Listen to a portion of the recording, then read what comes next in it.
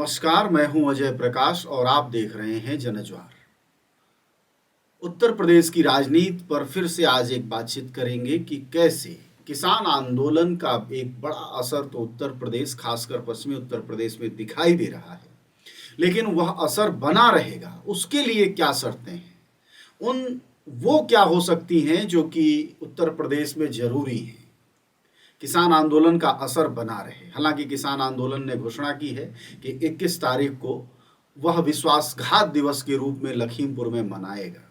यह एक अलग बात है, लेकिन इस बीच किसान आंदोलन का मुख्य धड़ा जो किसान यूनियन, भारतीय किसान यूनियन के नाम से ख्यात है, जिसके अध्यक्ष नरेश टिकैत हैं और जिसके प्रवक्ता और कोषाध्यक्ष राकेश टिकैत हैं, उनकी ओर से कुछ ढिलाई जैसी चीजें और कुछ लोगों को कंफ्यूज करने की चीजें आ रही हैं, जो एक निराशाजनक स्थिति है। यह निराशाजनक स्थिति तब और बढ़ जाएगी जब अगर पीछे की बातें यानी 2013 के मुजफ्फरनगर दंगों की बातें जब आप याद करेंगे तो यह स्थिति थोड़ी और गड़बड़ा जाएगी। यह आज यह बात इसलिए क्योंकि सुबह उनसे जो व्यक्ति मिला नरेश टिकैत यानी किसान यूनियन के जो राष्ट्रीय अध्यक्ष हैं, उनका नाम है नरेश टिकैत, वह राकेश टिकैत के बड़े भाई हैं। उनसे मुलाकात हुई संजीव बालियान की। वह बीजेपी के मंत्री और सांसद हैं। वह वो शख्स हैं जिनके नेतृत्व में तो नहीं अगर कहा जा सकता है, हालांकि कानूनी रूप से कहना गलत होगा, लेकिन शह जरूर कही जा सकती है, जिनके शह पर मुजफ्फरनगर दंगों में आरोपियों को बचाया गया, संरक्षित किया गया। और वह जब नरेश टिकैत से मिलते हों, उनका आशीर्वाद लेते हों या भाई बंदगी निभाते हों, और जब चुनाव सिर पर है, सिर्फ 10 तारीख को चुनाव की तारीख शुरू हो जानी है, वैसे में यह चिंता का विषय उठ जाता है कि उत्तर प्रदेश जैसी जगह पर जहां की मुस्लिम वोटर एक बड़ा फैक्टर है, उसमें किसान आंदोलन के असर को कहीं यह कम करने की साजिश तो नहीं। क्योंकि अभी भी काफी गहरे मन से, काफी दुखित मन से मुस्लिम चाहता है कि वह किसान आंदोलन के प्रभाव को वोट दे। लेकिन अगर रवैया यह रहेगा नरेश टिकैत जैसे जिम्मेदार नेताओं का कि वह संजीव बालियान जैसे नेताओं से मिलकर अपनी जाट भाई बंदगिरी निभाएंगे, तो जरूर इसका बुरा असर पड़ेगा और फायदे में बीजेपी ही जाएगी। और फिर ये बात कहना संयुक्त किसान मोर्चा का कि नहीं साहब, हम बीजेपी वो पार्टी है जिसने हमारे 700 से 800 किसानों की जान ली है। बीजेपी वह पार्टी है जिसने साल भर से ज्यादा हमारे लाखों किसानों को सड़कों पर रखा है। बीजेपी वो पार्टी है जिसने करोड़ों घंटे लाखों किसानों के बर्बाद किए हैं, उनके संसाधन बर्बाद किए हैं। इसलिए इस बार वोटर उनको चुनौती देगा। यह चुनौती हवा में तो नहीं देगा, चुनौती तो इन्हीं तरीकों पर देगा। लेकिन जब आप संजीव बालियान से मिलते हैं, शाम को आप बयान देते हैं गठबंधन के पक्ष में वोट दें, और आप पर ऐसा प्रेशर आ जाता है कि सुबह आप यू टर्न ले लेते हैं और कहते हैं कि रालोद और सपा के लिए हमने वोट की बात नहीं कही थी। आप ये कहते हैं कि अखिलेश और जयंत चौधरी के गठबंधन को हमने वोट की बात नहीं कही थी, जिताने की बात नहीं कही थी। तो ये बात बेमानी साबित हो जाती है कि किसान आंदोलन के आंदोलनकारी भाजपा की द्वारा की गई दुर्गति और उसके केंद्रीय नेतृत्व द्वारा की गई जो गड़बड़ी थी उसको भूलेगा नहीं। यह बात बेमानी हो जाती है। दर्शकों, यह बात इसलिए भी कहनी जरूरी है क्योंकि चुनाव का यह वक्त ऐसा होता है जब चेतना को सबसे ज्यादा जागृत रखने का वक्त होता है। यह वक्त वो होता है जब आप बिल्कुल निर्णय की स्थिति में होते हैं, चंद दिनों में आप बूथ तक पहुंचने होते हैं। उस बीच होने वाली घटनाएं वोटरों को बहुत प्रभावित करती हैं। अभी पश्चिमी उत्तर प्रदेश का मुस्लिम जो कि डिसाइसिव फैक्टर है गठबंधन की जीत में, वह थोड़ा भूला हुआ है। मैंने कहा गम में है, दुखित मन से है, लेकिन चाहता है कि कम से कम योगी नेतृत्व हारे। उसके लिए यह निराशा की खबर है क्योंकि किसान आंदोलन का यह रवैया बताता है कि संजीव बालियान की राजनीतिक समझदारी और उनके द्वारा राजनीतिक पहलकदमियों से बहुत दूर नहीं है नरेश टिकैत।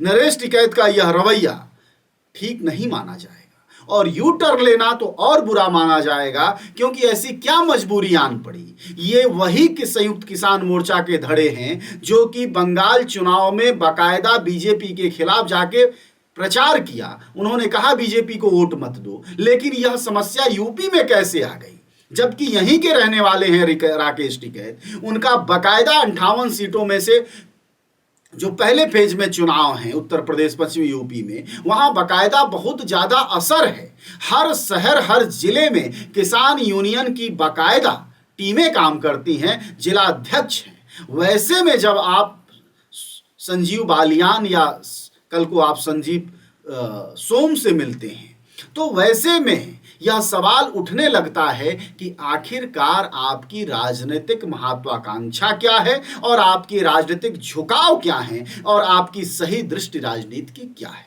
और यह कन्फ्यूजन जाहिर तौर पर विपक्ष की राजनीति को कमजोर करेगा, लोकतंत्र को कमजोर करेगा, क्योंकि किसी भी तरह के दंगा और फसाद के जीवित उदाहरणों को एक साथ अगर आप बैठ जाते हैं तो किसान भूलेगा नहीं कि 2013 वह मठ और वह मंच था जो टिकैत का घर था, जहां से दंगाइयों को संरक्षण मिलेगा।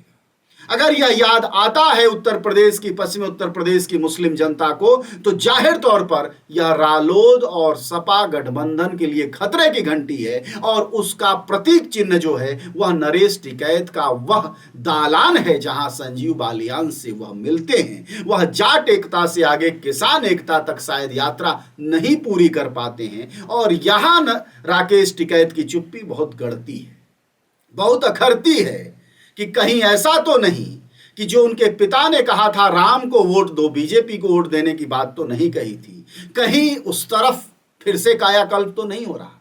क्योंकि मैं आपसे कह रहा हूं कि पश्चिमी उत्तर प्रदेश की पत्रकारिता को समझने वाले, वहां के समाज को समझने वाले बखूबी समझते हैं कि हिंदू और मुस्लिम जाटों के बीच किस तरह की टकराहट है, हिंदू और मुस्लिम समुदाय में किस तरह से भाजपा ने जहर घोला, कैसे पूरे इलाके को 2013 में 2014 का चुनाव जीतने के लिए गुजरात द्वितीय का नाम दिया गया, कैसे उस पूरे इलाके को एक तरह के सांप्रदायिक जोन में तब्दील कर दिया गया।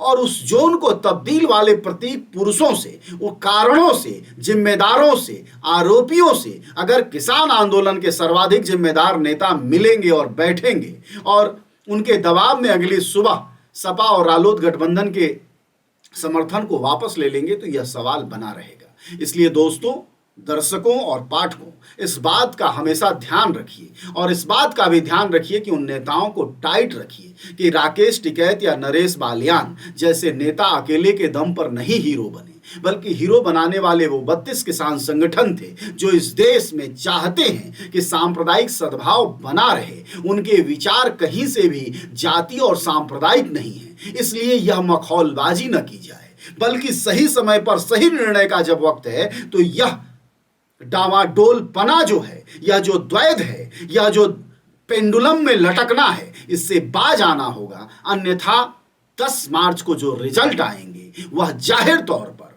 वो इसी के मेलजोल के होंगे जिसका अंदाजा आपको अभी से लगा लेना चाहिए। इसलिए अगर आपको एक बात आखिरी तौर पर मैं कहना चाहूंगा आप सबसे कि जो सर छोटू राम ने कही थी कि अपना दोस्त पहचान लो और बोलना सीख लो, तो अभी चुनाव का वक्त ऐसा है जब नरेश टिकैत जैसे लोगों के सामने बोलने की भी जरूरत है और दुश्मन भी पहचानने की जरूरत है। अगर आप इस चुनाव में बोल नहीं पाए और अगर इस चुनाव में आप दुश्मन नहीं पहचान सके, तो यकीन मानिए कि माहौल चाहे जितना आपको सकारात्मक दिखाई दे रहा हो, परिणाम सकारात्मक नहीं आएगा, क्योंकि बूथ सांप्रदायिक हो जाएंगे और मजे वही पार्टियां लेंगी जो सांप्रदायिकता की सबसे बड़ी तीरंदाज है।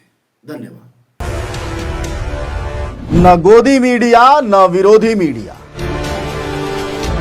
न इसकी मीडिया न उसकी मीडिया,